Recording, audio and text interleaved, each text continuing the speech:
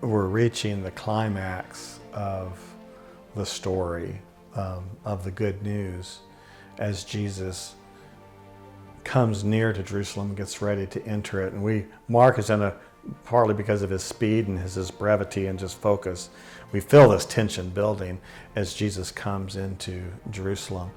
And if I could recommend to the class and the teacher, just spend a little extra time reading Psalms 118. We've seen Mark and Jesus drawing on the prophets from the opening verses in already showing us who this Jesus is, what he was to be, and now it's happening.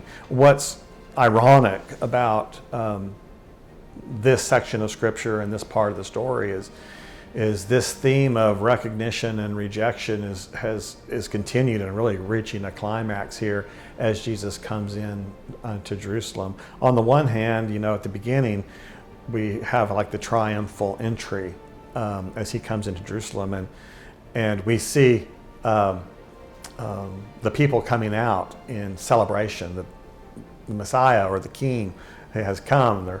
They're celebrating and they're chanting the great psalm, "Blessed is he who comes in the name of the Lord," from Psalms 118.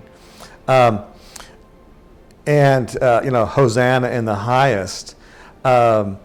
And so we see, it appears like this great reception, this recognition of Messiah. By the time we get to the end of this section, Jesus again quotes from Psalms 118, but he's quoting from another part of the same chapter that says, the stone that the builders have rejected. And so here, this very one psalm, Psalms 118, shows both sides of this picture of Jerusalem as Jesus is entering. It on the one hand, it appears like a great reception, but in the end, it's a great rejection. The prophets foresaw all this, and it's beautiful to see how this is all coming together as God has preordained. At the same time, in the middle of all this, you see the king really coming to Jerusalem in a kind of judgment. He curses the fig tree. He cleanses the temple. There's a real sense in which the king is coming to his city, the city of David. I think this whole section starts with blind Bartimaeus calling out, "Have mercy upon me, son of David." There was a recognition the son of David has come, the king has arrived.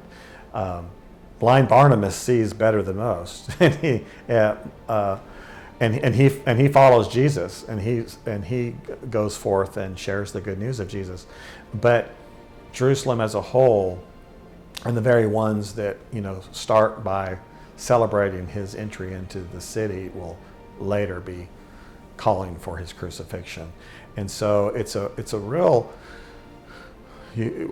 the tension that Mark has built, and the juxtaposition, that contrast between Jesus truly is the king, and he comes and he, in a way, he presides in a kind of a prophetic judgment over the city with the cursing of the fig tree and the cleansing of the temple. At the same time, you can see where we're headed, and we're headed towards rejection.